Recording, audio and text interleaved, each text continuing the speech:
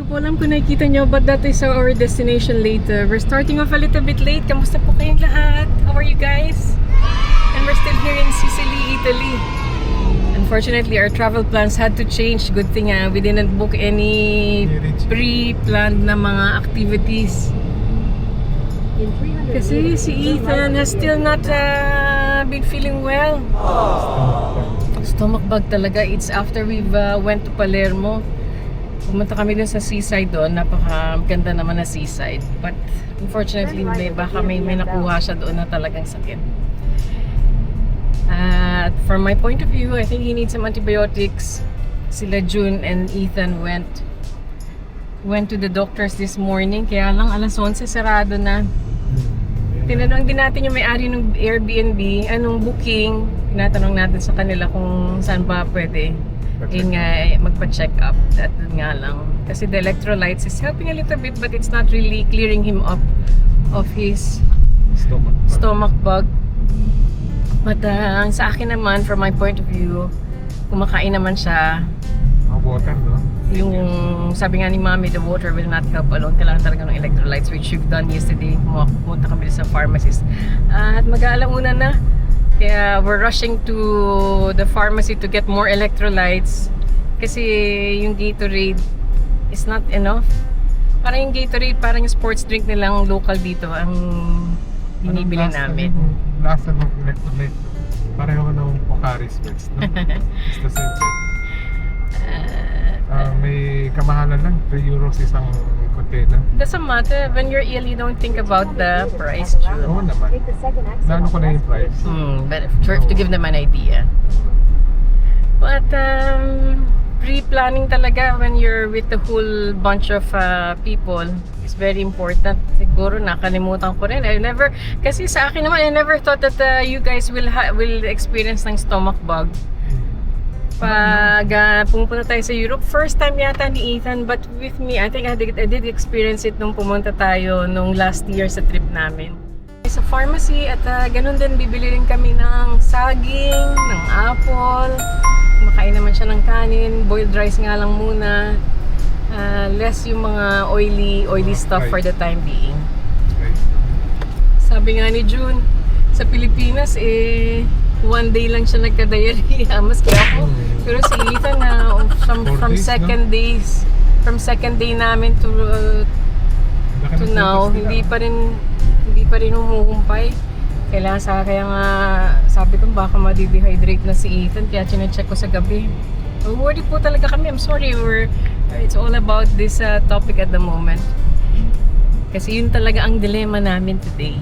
Sa mga nagka-travel, hindi ka familiar sa mga ganito. Ang ganda nung simbahan nila.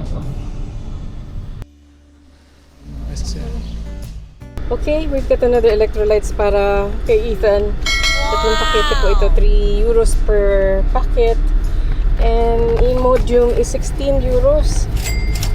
Ito, 16 euros. Ito, 16 euros yung price ng Imodium. At pabalik na tayo, June. Nagulat nga si June. 25 euros. We've got a travel insurance, kaya lang we're not gonna claim this a travel insurance, syempre. So, nasa natin. Kaya papunta tayo ng Iriche. Ang ganda ng bundok. Taas din, no? Ilang kilometers pa yan? Layo-layo pa rin. Mga 6 kilometers pa tayo. Dito mga ginagawa. Bayad tayo ng parking. Magkano siya? Euro, 30 minutes. Yan. Diretso tayo, ikot tayo dito sa Iriche. Nalagay ko ng 2 hours ni parking. Ang parking dito halos 2 euros per hour. Tignan natin kung saan tayo makakarating. Sobrang taas. Oo, taas. Nahilo ka ata, no? Actually, yung ano nga to, yung sun cream natin. Oo. Yung sun cream, yung binuksan ko. Dahil yung altitude. Yung height, no? At ano daw siya? Parang medieval town. Nasa taas ng bundok. Ang ganda siguro ito sa gabi. Ayan, no? Pwede kang mag-funicular papunta dito. Pwede funicular, 15 euros yun. Paakyat. So, Gano'n na lang tayo mag-drive dito. Tingnan natin kung anong view dito. Ito kung ano natin, mapa. Baka yung mga tourist area. You want to pardon? Yeah. What do you think? Ah. Ayan. Well, look, they even got the wind turbines. Ang taas. Konti nga yung wind turbines na yun eh. When you think about it. Saan?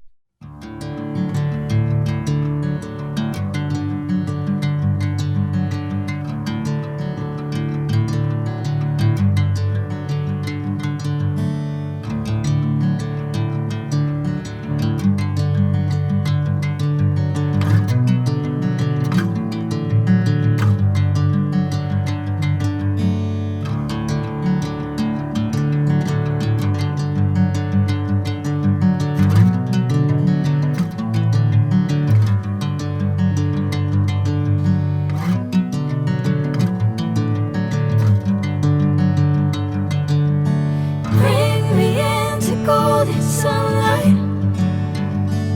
If I'm going with you, I know we'll get to the other side. Sinking in, I know this feels right. Catching a crazy love moving through me like a wildfire, like a wildfire.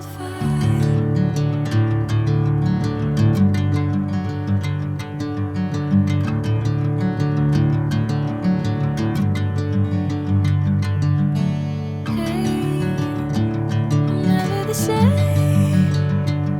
Whenever you're calling my name, I'm taking my sweet time. Hey, whatever the plan, I know I'm holding the best of me out of my hand. I know you'll always understand. Bring me into golden sunlight. Tanggal na ng horse. Ang taba pa ng horse niya. Dito pala yung daan niya. We went the other way. Ayan, nakita natin yung Erice. May konting lakaran, taas baba, no? Medyo mahirap din kung matanda ka na masakit yung tuhod mo. Pwede kaya mag-park ng caravan dito. Yeah, look. Hindi mataas to. This is high. You're gonna pay mo. Hindi ba tayo nanggaling kanina? Yeah, it went that way. Ah, iba yun, no? Iba yun doon na natin. Nagkamali pa kami na daan, hindi ko na naisama. Kasi na ano kami, Wala na naman. nawawala kami. Ewan ko ba, satnap talaga, hindi mo mapagkatiwalaan. No, I took a different path. Yun nga eh, wala na eh, putol yung path na nakuha natin. Torso.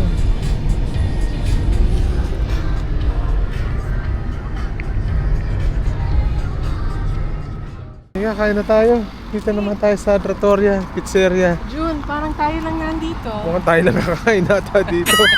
Ito ata yung sasakyan na may-ari, sira pa ata. Tingnan natin kung ano. Hindi kami, order na tayo ni at antayin na lang natin kung ano. Kasi medyo mahirap din makipag-communicate. Nag-iisip na kami, baka parang walang tao. Pero ngayon, biglang dumami. Biglang dumami. Baka tayong buenas. Ewan ko. Ayan, naka-order na tayo ng frito mix to. At antayin pa natin. Yung natin kay isda ni swordfish. Yan, ito yung ano ko, swordfish na in-order. Kasi naitan lang yan. Chicken tsaka ano. Akin twins. Parang twins yung order. Yung ensaladang pinakamalaki. Ensalada pinakamalaki. Wala ka na palang battery, June. Yan si June. Ito may, This his second order. grabe, hindi ko na-expect na malaki pala na order ko. Lalo na to. Salad. Sige nga, June, tignan mo nga kung masarap. Salad yan Ethan.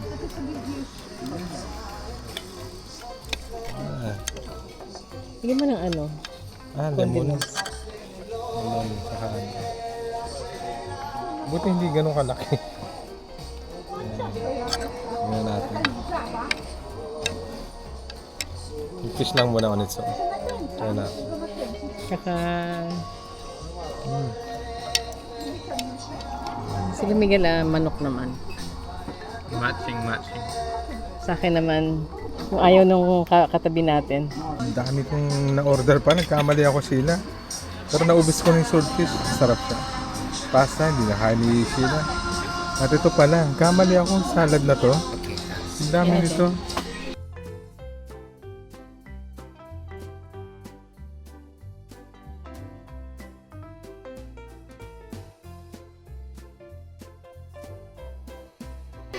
Ay, order tayong donut at dalawang pistachio. Ang ganito eh. Sa lakas ng pawis ko dito. Ganda ng view dito. Talagang mabibighani ka sa view.